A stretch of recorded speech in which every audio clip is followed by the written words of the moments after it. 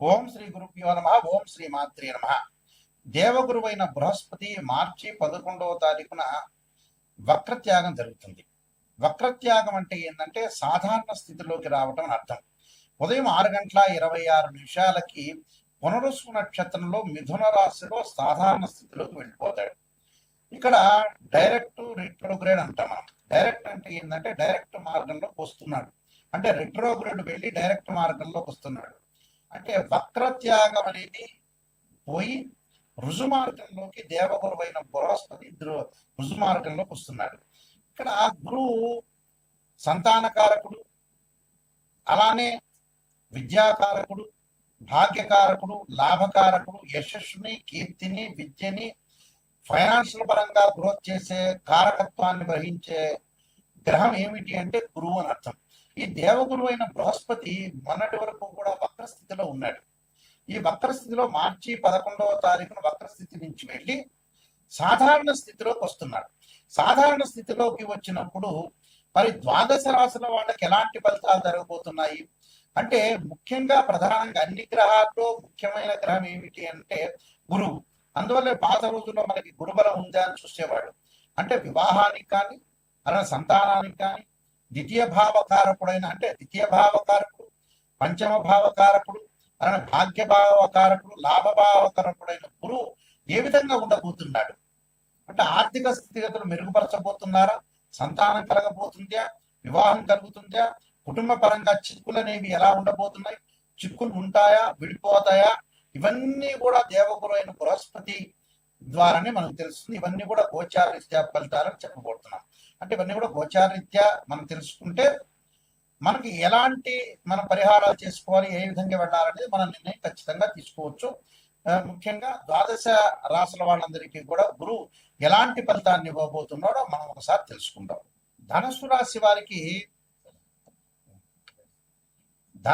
వారికి రాశ్యాధిపతి అయిన గురువు, చతుర్థాధిపతి అయిన గురువు సప్తమ స్థానంలో ఉంటాడు. మార్చి 11వ తారీఖు నుంచి జూన్ 1వ తారీఖు వరకు సప్తమ స్థానంలో ఉండటం వల్ల ఎలాంటి ఫలితాలు జరగబోతున్నాయి?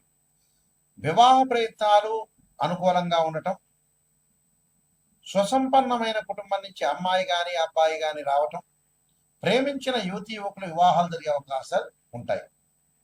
అంటే వివాహాది సంబంధమైన శుభ కార్యక్రమాల్లో పాల్గొనటమే కాకుండా ధనపరంగా ఇబ్బందులు లేకుండా ఉండటం, గతం కంటే కూడా ఇప్పుడు మెరుగైన ఫలితాలు రావటం, ఉద్యోగస్తులకు ప్రమోషన్లు, స్థానచలనం జరగటం, వ్యాపార రీత్యా కూడా ఒక డెవలప్మెంట్ చేయాలి అని ఒక ప్రణాళికాబద్ధంగా ముందుకు వెళ్ళే అవకాశం ఎక్కువ ఉంటుంది. అంటే గతంలో ఏదైతే పెండింగ్ గా ఉన్న పనులన్నీ కూడా, ప్రాజెక్టులన్నీ కూడా పూర్తయ్యే అవకాశాలు, విదేశాలకు వెళ్ళటం, విద్యార్థులకు అనుకూలంగా ఉండటం, విదేశాలకు వెళ్ళటం, కంపెనీ త్రూ విదేశాలకు వెళ్ళటం జరుగుతుంది.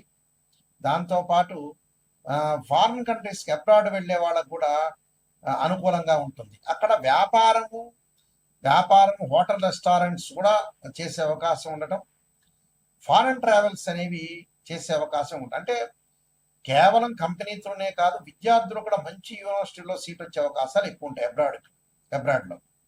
కాబట్టి ఇది గుడ్ రిజల్ట్స్ అని చెప్పుకోవచ్చు. అలానే ఐఐటి కానీ, ఎంసెట్ కానీ, ఎంబీబీఎస్ కానీ, అలానే మనం ఏదైతే కాంపిటేటివ్ ఎగ్జామినేషన్స్ ఉన్నారో వాళ్ళందరికీ కూడా మంచి రిజల్ట్స్ వచ్చే అవకాశం ఉంటుంది. శుభ కార్యక్రమాల నిర్వహణ, ప్రేమించిన యువతి యువకులు వివాహం జరగటం ఒకటి, కొనుగోళ్లు, అమ్మకాలు ఎక్కువగా పెరగటం, వ్యాపార పరంగా కూడా చాలా అద్భుతమైన రిజల్ట్స్ వచ్చే అవకాశం ఉంటుంది. అంటే నిరుద్యోగులు కూడా వాళ్ళు ఆశించిన దానికంటే కూడా మంచి ఉద్యోగం లభించే అవకాశం ఉంటుంది. అలానే ఇళ్ళు కొనుగోలు చేస్తారు, పొలాలు కొనుగోలు చేస్తారు. దాంతోపాటు కాస్మెటిక్ వస్తువులు, దుస్తులు కొనుగోలు చేయటం, వాహన ప్రాప్తి కలిగే అవకాశాలు బాగా ఎక్కువ ఉంటాయి.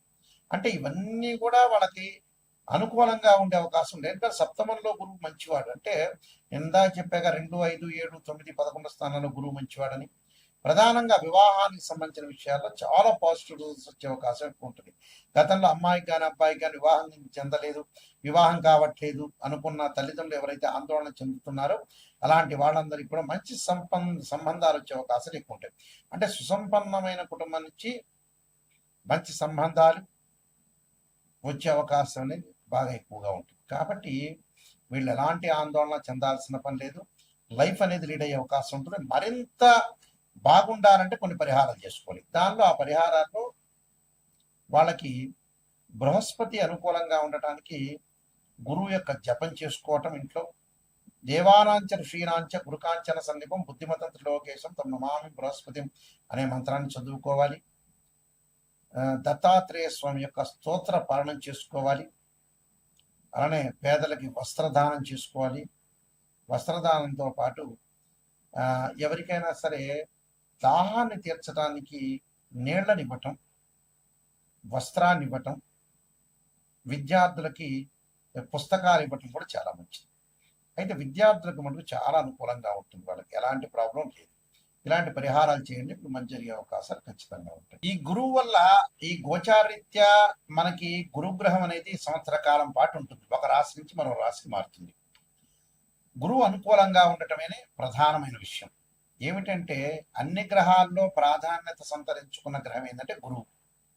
గురువు కుటుంబకారకుడు, సంతానకారకుడు, భాగ్యకారకుడు, లాభకారకుడైన గురువు అనుకూలంగా ఉంటే కీర్తి ప్రతిష్టలు, ధనవృద్ధి కలగటం, అలానే ధనవృద్ధితో పాటు లాభాలు, ఫైనాన్షియల్ పరంగా ఇన్కమ్ కలగటం, సంతానం కలగటం. సంతానం సంపదప్రదం అన్నారు. సంతానం కలిగేది గురువు ద్వారానే.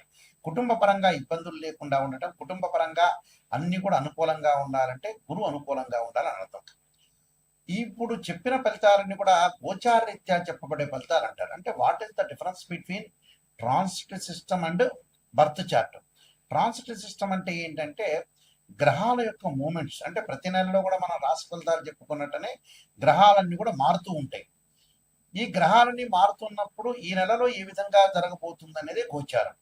అంటే ఎగ్జాంపుల్ ఏంటంటే ఒక చెట్టు ఉంటుంది, ఆ చెట్టు కింద వేళ్ళు ఉంటాయి. ఆ వేళ్లను ఏమంటారంటే బర్త్ చార్ట్ అంటారు. ఆ వేళ్ల పైన కాండం వచ్చి కొన్ని కొమ్మలు వచ్చి కొమ్మలకి ఆకులు రావడానికి గోచారం అంటారు. ఎందుకంటే ఆ ఆకులు ఎప్పుడైనా సరే ఒక చెట్టుకి మనకు రైన్ సీజన్లో ఆకులు వస్తాయి, అలానే మనకు వచ్చేటప్పటికల్లా వింటర్ సీజన్లో అలానే ఉంటాయి, సమ్మర్ సీజన్లో కింద రాలిపోతుంటాయి. అంటే మళ్ళీ కొత్త ఆకులు పుట్టుకునే వచ్చే అవకాశం ఉంటుంది. అదే గోచారం అంటారు. బర్త్ చార్ట్ ఏంటంటే పర్మనెంట్. అదే this is the natal chart అంటారు. అంటే ఒక జన్మలగ్నం నుంచి తనుభావము, ధనభావము, తృతీయ భావము, అలానే చతుర్థ భావం, పంచమ భావాలు అంటే ద్వాదశ భావాన్ని మనం అనాలిసిస్ చేస్తాం. ఉదాహరణకి తనుభావానికి రవేధిపతి, ద్వితీయ భావానికి గురువు, అలానే తృతీయ భావానికి కుజుడు, చతుర్థ భావానికి చంద్రుడు, పంచమ భావానికి గురువు, అలానే షష్టమ భావానికి కుజుడు, సప్తమ భావానికి వచ్చేటప్పటికల్లా శుక్రుడు, అష్టమ భావానికి శని. ఇలా మనం లెక్క వేసుకుంటాం. లెక్క వేసుకున్నప్పుడు గురువు ద్వితీయ భావానికి కారకుడవుతాడు, అలానే పంచమ భావ కారకుడు అవుతాడు, లాభభావ కారకుడు కూడా, భాగ్యానికి సంబంధించిన భావకారకుడు కూడా గురువే. అంటే అన్ని గ్రహాల్లో అతి ప్రాధాన్యం కలిగిన గ్రహం ఏమిటి అని అంటే గురువే. ఈ గురువు ఎలా ఉన్నాడు జాతకరీత్యా మనం తప్పకుండా చూసుకోవాలి. గురువు యొక్క రిజల్ట్స్ ఎలా ఉండబోతుందో చూసుకోవాలి. ప్రధానంగా గురువు కొన్ని నక్షత్రాల్లో ఉండబోతుంది. అవేమిటి?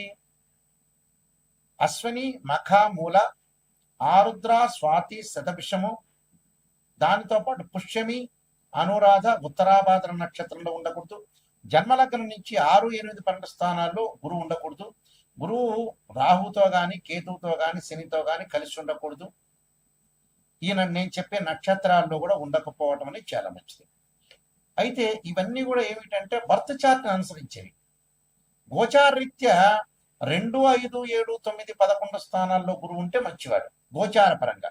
బర్త్ చార్ట్కి సంబంధించిన కండిషన్స్ వేరు, అలానే గోచారానికి సంబంధించిన కండిషన్స్ వేరు. గోచార పరంగా మటుకు 2, 5, 7, 9, 11 స్థానాలు గురువు ఉంటే మంచివాడు. మిగతా స్థానాల్లో ఉంటే మిశ్రమైన ఫలితాలు ఉంటాయి. బర్త్ చార్ట్ను అనుసరించి మటుకు వేరే విధంగా ఉంటుంది.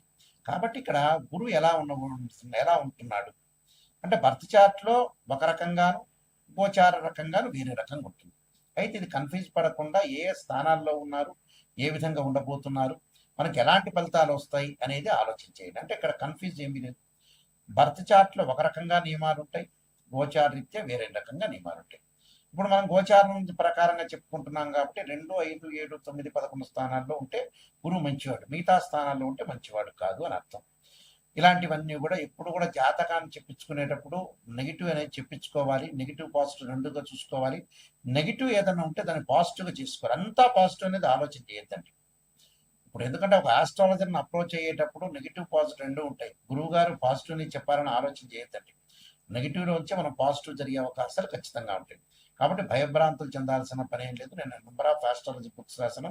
కాలసర్పయోగము, కాలసర్పయోగ చంద్రిక, రాహుకేతులు, ఛాయాగ్రహాలు, పుత్రగణపతి వ్రతము, స్వప్నశాస్త్ర ఫలదీపిక, అలానే బృహత్ పరిహార సింధు, దాంతోపాటు సర్వదేవతా గోత్రులు ప్రవర్లు పార్ట్ 1, పార్ట్ 2 ఒకటి, అలానే మీకు నవగ్రహాలకి పారాయణం చేసుకునే స్తోత్రాలు, దశమహావిద్యలకు సంబంధించిన అమ్మవారి యొక్క పారాయణం చేసుకోవటం, అలానే బృహత్ పరిహార సింధు, ప్రొడక్షన్ ఆఫ్ ఆస్ట్రాలజీ అనే నెంబర్ ఆఫ్ ఆస్ట్రాలజీ బుక్స్ రాశాను. మీరు www.nayakanti.com చూడండి, www.nayakanti.in చూడండి. ఈ బుక్స్ అన్ని కూడా రాజమండ్రి వారి యొక్క మోహన్ పబ్లికేషన్ వారికి దగ్గర దొరుకుతాయి, రాజమండ్రి వాళ్ళ దగ్గర. అలానే నా దగ్గర కూడా ఈ బుక్స్ అనేవి దొరుకుతాయి.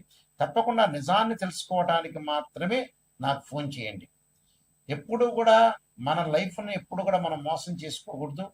మనం మోసం చేసుకున్న వ్యక్తులం అవుతాం. కాబట్టి తప్పకుండా మీరు చాలా జాగ్రత్తగా ఆలోచన చేసి గురువు ఎలా ఉన్నాడు, గురువు బలం ఎలా ఉండబోతుంది, ఏ విధంగా ఉండబోతుంది అనేది మీరు ఖచ్చితంగా తెలుసుకోండి. మీ అందరికీ కూడా శ్రీ పరమేశ్వరుడి యొక్క కరుణాకటాక్షం అనేది ఉండాలని ఆశిస్తూ సర్వేజన శుభాభవంతు.